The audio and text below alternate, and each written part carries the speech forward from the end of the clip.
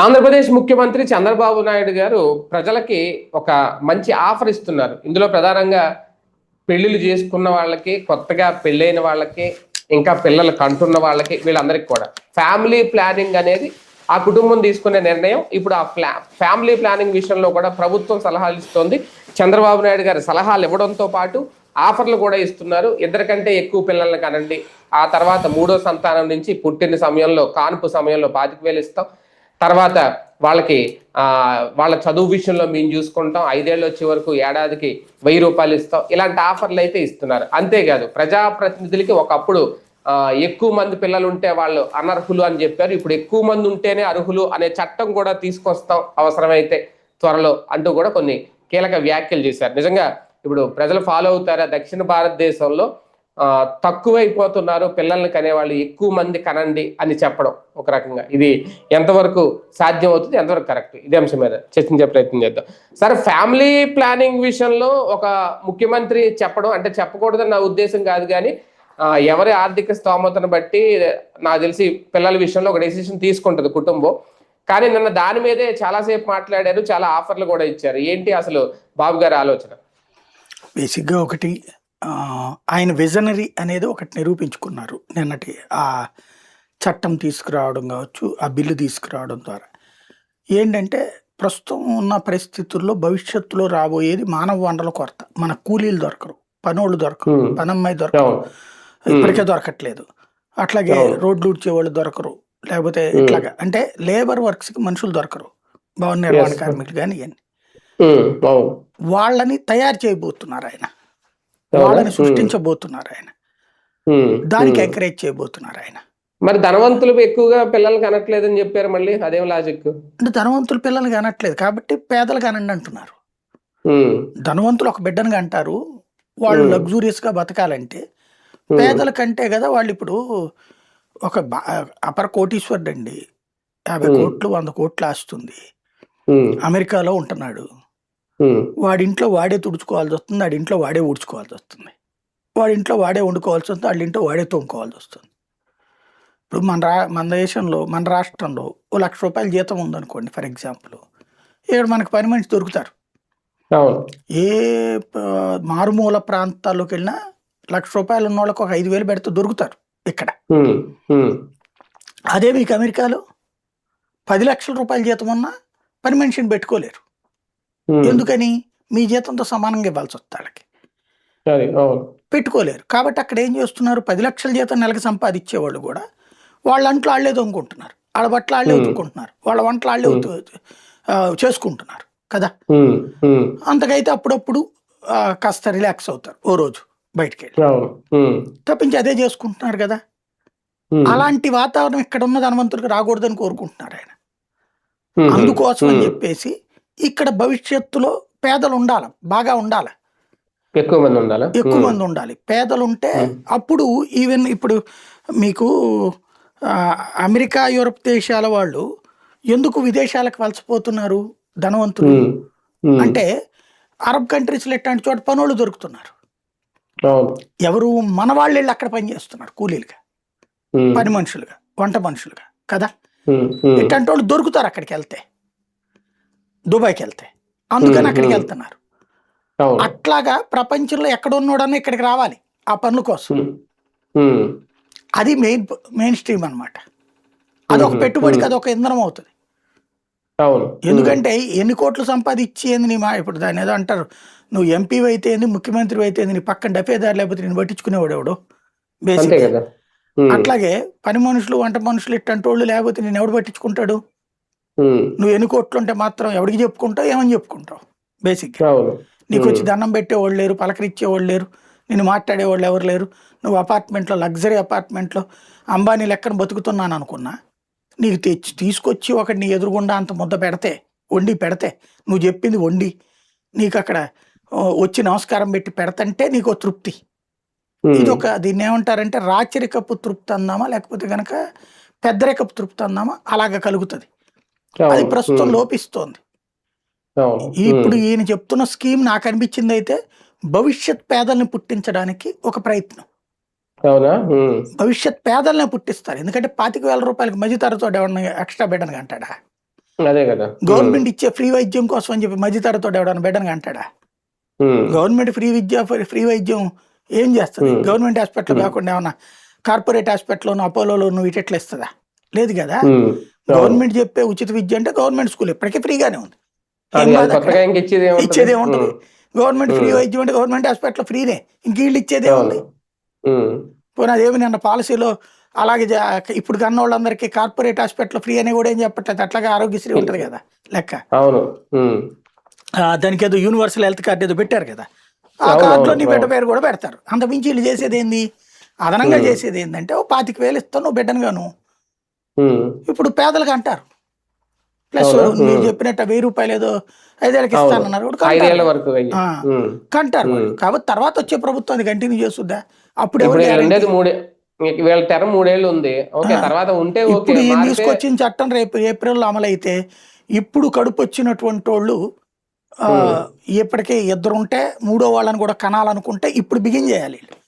చేశాక ఇంకొక ఏడాది, ఆ తర్వాత 25,000 ఇస్తారు, ఆ తర్వాత 2 ఏళ్ళు, ఆ తర్వాత ఎవరిస్తారు వాళ్ళని పోషణ అంటే? అప్పుడు ఏమి లేనప్పుడు ఏం చేస్తారు పిల్లల్ని? ఇదివరకు ఏం చేసేవాళ్ళు? 10 ఏళ్ళు వచ్చేవాడికి వ్యవసాయ కూలీలుగా పట్టుకుపోయేవాళ్ళు, భవన నిర్మాణ కూలీలుగా పట్టుకుపోయేవాళ్ళు, రైతు కూలీలుగా పోయేవాళ్ళు. అట్లా తీసుకెళ్తారు రేపు పొద్దున. అది భవిష్యత్తు కూలీలని తయారు చేయడానికి ఇప్పుడు చక్కటి ప్రణాళిక. అది మానవ వనరులు కొరత లేకుండా చూడాలనుకుంటున్నాను. కానీ ఒకటి సార్, ఇప్పుడు పిల్లల్ని కనాలన్నా పెంచాలన్నా ఓకే, ప్రభుత్వం ఇచ్చేవి ఈ 25,000 ఒక్కటే ఎక్స్ట్రా కనిపించేది ఇమీడియట్ గా. కానీ ప్రతి తల్లిదండ్రులకి వాళ్ళకే ఒక ఆలోచన ఉంటుంది, వాళ్ళకి ఒక విజన్ ఉంటుంది. కానీ సీఎం చెప్పారనో ప్రభుత్వం చెప్పిందనో ఎంతవరకు విని కనాలి, ముగ్గురిని కనాలి, 4 కనాలి, ఎంతవరకు అనుకుంటారు నిజంగా? అంటే నేను చెప్పేది ఏంటంటే ఇక్కడ లేబర్ కోసం తప్పించి లేబర్కి ఆల్రెడీ కనే వాళ్ళకి ఇది ఒక వెసులుబాటు. బాబు గారు చెప్పారని ఎవరు కనరు. అదే ఈవెన్ లేబర్ కూడా చాలా తెలివి మీరిపోయారు. వాళ్ళు కూడా తమ ఒక కూలీ తన బిడ్డను కూలీ చేయాలనుకోవట్లేదు. అది బాబు గారికి తెలియాల్సిన అంశం. ఒక బార్బర్ తన బిడ్డను బార్బర్ చేయాలనుకోవట్లా, ఒక కుమ్మరి తన బిడ్డను కుమ్మరి చేయాలనుకోవట్లా. వాళ్ళందరూ తమ బిడ్డలు, రిక్షా వాడు కూడా తమ బిడ్డని ఆటో వాడు కావాలనుకుంటాడు, లేకపోతే మంచి ఆఫీసులో కూర్చోవాలనుకుంటాడు, అంతే తప్పించి అంతకంటే తక్కువకి బతకాలని కోరుకోవట్లా. అలాంటి సదుపాయం ఎప్పుడు నువ్వు ఆ మాట అనదగ్గదంటే విద్య వైద్యం అనేటటువంటి కార్పొరేట్ స్టాండర్డ్స్ తగ్గట్టుగా ఉచితంగా ఇప్పించడం. అంటే స్కూళ్ళని డెవలప్ చేయడం, హాస్పిటల్ డెవలప్ చేయడం. అవి తీసుకెళ్ళి నువ్వు ప్రైవేట్కి ఇచ్చి ఆడే నువ్వు బతుకని చెప్తున్నావు పీపీపీ పేరు చెప్పి. స్కూల్ గవర్నమెంట్ స్కూళ్ళలో నాడు నేడు ఆపడేసేసి అట్ మేము చెప్పాం కాబట్టి అద్భుతం అని అనుకో, చప్పట్లు కొట్టుకో అని చెప్తున్నారు. ఇప్పుడు ఇవాళ దీన్ని సమర్థించే ఎన్ఆర్ఐలు ఉన్నారు కదా అమెరికా, యూరోప్ దేశాలు. వాళ్ళ పిల్లల్ని అక్కడ గవర్నమెంట్ స్కూల్లో చదివిస్తున్నారు, ప్రైవేట్ స్కూల్లో చదివిస్తున్నారు కనుక్కోండి. అక్కడ ప్రైవేట్ స్కూల్ అంటే ఎలన్ మాస్క్ అట్లాంటి వాళ్ళు డబ్బులు పెడతారు. మన వాళ్ళందరూ అక్కడ గవర్నమెంట్ స్కూల్లోనే చదివిస్తారు. ఇప్పుడు ఇదే టీచర్లు అండి, ఇదివరకటి రోజుల్లో మనం చదవలేదే. ఇప్పుడు ఐఏఎస్లు ఐపీఎస్లు అందరూ అయింది ఇదే స్కూళ్ళల్లో కదా. మనం ఏంటంటే క్రమంగా అతిశయానికి పోయాం. అతిశయానికి పోయి గవర్నమెంట్లు వాళ్ళ చిత్తశుద్ధితో చేయాల్సిన వాటిని వదిలేశారు. కావాలని కార్పొరేట్ శక్తుల్ని ప్రోత్సహించి విద్యా వ్యవస్థ నాశనానికి బీజం వేసింది ఆయన. ప్రైవేట్ విద్యకి బీజం వేసింది ఆయన, బిల్లు తెచ్చింది. కార్పొరేట్ విద్య, కార్పొరేట్ వైద్యానికి తెచ్చింది ఆయన. అది విజన్ అని చెప్పారు ఇప్పుడు. కానీ దానివల్ల నాశనం అవుతుంది అనే విషయం గ్రహించలేదు. అలా ఇంతకు ముందు పిల్లల్ని కండం భారం అనుకునేవాళ్ళు కాదు. ఎందుకని? ఇప్పుడు మా అమ్మ నాన్నలకి ఎంత ఖర్చు అయ్యిందని ఇప్పుడు నాకు అవుతున్న ఖర్చు చూస్తే ఎంత ఉంటుంది. తేడా ఏంటి? వైద్యం విద్య ప్రైవేటీకరణ కావడం వల్ల. ఆ రోజుల్లో అది లేదు, చక్కగా నడిచిపోయింది. అప్పుడు ఎక్కువ మంది పిల్లలు ఉన్నా చాలా తక్కువ ఖర్చుతో కుటుంబం గడిచేది. అంటే ఏముందండి, భోజనం పెడితే చాలు. అప్పట్లో భోజనం పెట్టి బట్టలు కొని పెడితే చాలు, అంతే. మిగతాది అదే గడిచిపోయే జీవితం.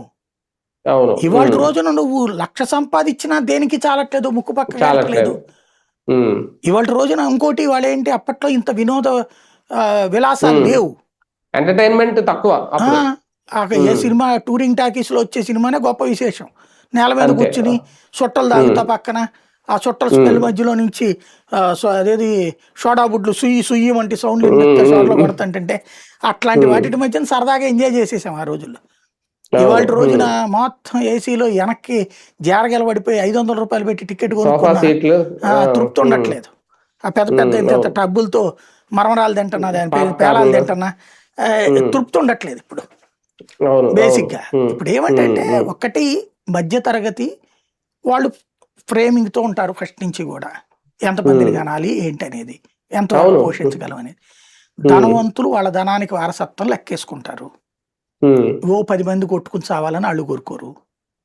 లేబర్ ఒక్కళ్ళే ఇదివరకటి రోజుల్లో కనేసేవాళ్ళు. తర్వాత ఏమవుతుంది, భార్య కూడా గనక కూలీకి అదే కనేస్తే భార్య ఎట్లా కంటానికి అట్ట కూర్చుంటే ఒక్కడి మీద ఆధారపడాల్సి వస్తుంది. ఇప్పుడు భార్యాభర్త ఇద్దరు కూలికి వెళ్తారు కదా, వాళ్ళలో ఇప్పుడు భార్య కూలీ ఆగిపోతుందని చెప్పి ఇబ్బంది పడుతున్నారు. ఇప్పుడు వాళ్ళకి బాబు గారు బోనస్ ఇస్తున్నారు, అంత మించే లేదు. ఇంకోటి ఏంటంటే టీనేజ్ ప్రెగ్నెన్సీలు గురించి కూడా చెప్పుకొచ్చాను నిన్న. అవును, పెళ్లిళ్ళ గురించి కూడా చాలా మంది పెళ్లిళ్ళే చేసుకోవట్లేదు, ఎందుకని మీరు తీసుకొచ్చింది మీ విజన్ తో తెచ్చిన కార్యక్రమం. వ్యవస్థ చిన్న భిన్నం మనం చేసాం, అది మర్చిపోతున్నాం. ఇవాళ రోజున ఇవాళకి కూడా నార్త్ ఇండియాలో ఈ ప్రాబ్లం ఎందుకు రాలేదండి? అక్కడ ప్రైవేట్ ఎడ్యుకేషన్ దరిద్రం లేదే, కార్పొరేట్ ఎడ్యుకేషన్ దరిద్రం లేదే. కేరళలో ఇవాళ నెంబర్ 1 భారతదేశం మొత్తం మీద ఎడ్యుకేషన్ అంటాం కదా, అక్కడ ఏమన్నా నారాయణ చైతన్యాలు ఉన్నాయా? మరి ఎందుకని? ఇక్కడ మనం ఏంటంటే డబ్బు లేకపోతే ఇక్కడ ఏంటి పద్దాకి ఈ పదాలు వాడతారు, ఫ్రీ ఫ్రీ ఏంటి, ప్రద్దానికి ఫ్రీ ఏంటి అనేది. ఫ్రీ అనేది విద్య వైద్యం ఫ్రీ ఉండి తీరాల, మంచి స్టాండర్డ్ తో కూడింది ఉండి తీరాల. అవి రెండు ఇవాళ రోజున ప్రతి మనిషి సంపాదించే దాంట్లో విద్యకి వైద్యానికి 3 వంతులు ఖర్చు అయిపోతుంది. అది అవుతున్నంతసేపు మనం చెప్పారు కదా అనేసి ఎగబడి కనేరు, అది గుర్తుపెట్టుకోవాల్సిన అంశం. ఇప్పుడు అంతెందుకు, ఇప్పుడు సోషల్ మీడియాలో వైసీపీ వాళ్ళు రేట్ చేస్తున్న పాయింట్ ఏంటి, మరి నారా లోకేష్ గారు ఎందుకు ఒక్కరినే కన్నారు అని. ఆయన యంగే కదా ఒక రకంగా. ఈయన చెప్తున్నది ధనవంతులు ఒకళ్ళనే కంటున్నారు, ధనవంతులు ఎక్కువ పిల్లల్ని కనట్లేదని. అంటే ముందు ఈయన ఇంట్లో ఎందుకు చెప్పట్లేదని ప్రశ్నించే వాళ్ళు కూడా ఉన్నారు. అదే కదా, అంటే మనం పాటించడానికి కాదు, నీతులు ప్రపంచం పాటించడానికి అంతే. సార్ నిజంగా ఒక రకంగా ఓకే, ఈయన మాట తీసుకున్నా ఏం చేస్తున్నా, నిజంగా జనాభా అనేది పెరిగితే, పిల్లలు పెరిగితే ఆ స్థాయి ఉపాధి అవకాశాలు, ఆ స్థాయి ఉద్యోగ అవకాశాలు మనకు వస్తాయి. ఎందుకంటే నిన్న యుద్ధం జరుగుతున్నప్పుడు గల్ఫ్ దేశాల్లో ఆంధ్ర తెలంగాణ ప్రాంతాల నుంచి ఒక 5-6 లక్షల మంది ఉన్నారు అనేది ఒక లెక్క చెప్తున్నారు. మొన్న వేళ్లే నర్సుల కోసం జర్మనీ పంపించారు చాలా మందిని. ఓకే, అక్కడ అవకాశం ఉందా ఇక్కడ లేదా అనేది కాదు, అంటే మనకు ఉపాధి ఉంటే విదేశాలు ఇతర రాష్ట్రాలు వెళ్ళరు కదా, రేపొద్దున పెరిగితే ఆ స్థాయి మనం అందించగలమా? అంటే గ్లోబల్ అనేది గ్లోబల్ సిటిజన్ అండి. మనం ప్రపంచం మొత్తం మీదన ఇక్కడి నుంచి మానవ వనరులను ఉత్పత్తి చేసి పంపిస్తున్నాం. బాబు గారి విజన్ కూడా అదే, ఆయన గ్లోబల్ లీడర్. భవిష్యత్తులో మళ్ళీ ఇతర దేశాలకి ఇప్పుడు యుద్ధం ముగిసిన తర్వాతన ఇప్పుడు రష్యాలో మనుషులు లేక మనవాళ్ళని పిలుచుకుంటున్నారు, ఉక్రెయిన్ లో మనుషులు లేక మనవాళ్ళని పిలుచుకుంటున్నారు. జర్మనీ జపాన్ ఇట్లాంటి చోట్ల ఇట్లా సింగిల్ బిడ్డని కన్న తర్వాత వాళ్ళకి పిల్లలు లేక ఇప్పుడు అంతా వృద్ధులు పెరిగిపోయి మనుషులు మనవాళ్ళని పిలుచుకుంటున్నారు.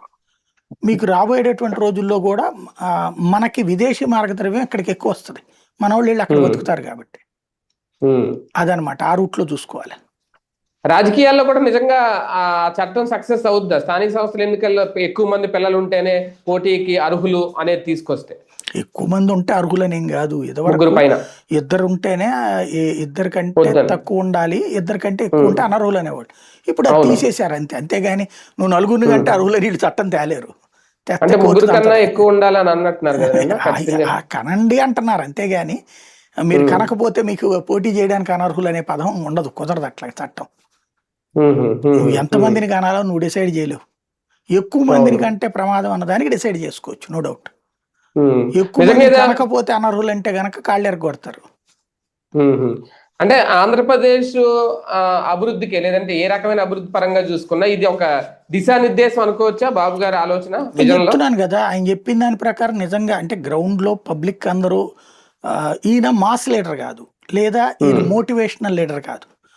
ఈయన మోటివేషన్ అంతా కూడా విదేశాల్లో ఉండేటటువంటి ఎన్ఆర్ఐలకి, ఇక్కడ ఉన్నటువంటి పేదలు ఈయన మోటివేషన్ కింద తీసుకోరు. ఇంకా కొంతవరకు పవన్ కళ్యాణ్ ఇది ఉంది, జగన్కి అట్లాంటిది ఉంది, కానీ వీళ్ళు ఇట్లాంటి పిలుపులు ఇవ్వరు పెద్దగా. వీళ్ళు గనక తలుచుకుని మీరు బాగా కానండి, మీరు బాగా కానండి అంటే గనక మేబీ కనొచ్చేమో. కంటే ఈ బెనిఫిట్స్ వీటిని బేస్ చేసుకుని ఒకటి ఆయన చెప్పిన ఆస్పెక్ట్లో ఒకటి కరెక్ట్. మానవ వనరుల చోటకి పరిశ్రమలు పరిగెత్తుకొస్తాయి. వాళ్ళు మనకి ఇండియాలోకి మోడీ అదృష్టం ఏంటంటే మన దేశంలో ఇంతకాలం ఏదైతే మైనస్ అనుకున్నామో అదే మనకి ఫెచ్చింగ్ అయింది. ఇప్పుడు ఇక్కడికే ఎందుకు వస్తున్నాయి కంపెనీలన్నీ కూడా? మానవ వనరులు ఉన్నాయి మన దగ్గర. మానవ వనరులు ఉన్న చోటకి పరిగెత్తుకొస్తారు. ఇప్పుడు తక్కువ రేటుకి కూలీ దొరుకుతాడు మానవ వనరులు ఉన్నప్పుడు. అదే అమెరికాలో పెట్టలేరు. ఎందుకని? అక్కడ మానవ వనరులు తక్కువ ఉన్నాయి కాబట్టి. ఇక్కడ 10,000 రూపాయలకు దొరికే కూలీ అక్కడ ₹1,00,000 ఇవ్వాలి.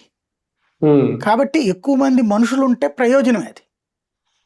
కాకపోతే లోకల్ గానే సెటిల్ అవుతాడా లేదా అన్నటువంటిది డెవలప్మెంట్ మీద ఆధారపడింది. లైక్ ఇప్పుడు మనకి ఇక్కడ వాళ్ళందరూ చదివితే పోయి హైదరాబాద్లో బతకాలి.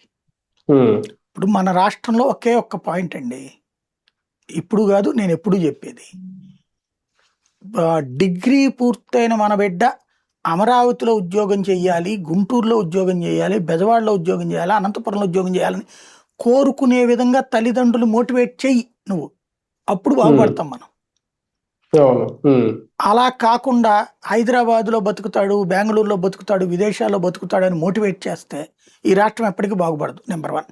నెంబర్ 2, నా బిడ్డ హైదరాబాదులో అబ్బాయినో చైనా లేకపోతే బెంగళూరులో అబ్బాయినో పెళ్లి చేసుకుంటుంది, లేకపోతే విదేశాల్లో ఉన్న అబ్బాయిని మాత్రమే పెళ్లి చేసుకుంటుంది, అప్పుడు మాత్రమే నా బిడ్డని ఇస్తాను నా కూతుర్ని అనే విధంగా ఇక్కడ తల్లిదండ్రులు ఉంటే ఈ రాష్ట్రం బాగుపడడానికి కష్టం.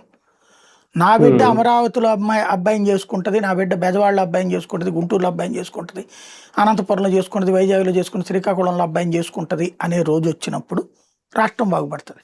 లేదంటే ఇక్కడ కన్నం చివరికి ఇప్పటికే పల్లె ప్రాంతాలు ఓ రకంగా వృద్ధాశ్రమాల్లాగా మారుతున్నాయి. పల్లె ప్రాంతాల్లో యువకులు ఎవరయ్యా అంటే ఈ మేకలు కాసేవాళ్ళు, గేదెలు కాసేవాళ్ళు ఉంటున్నారు.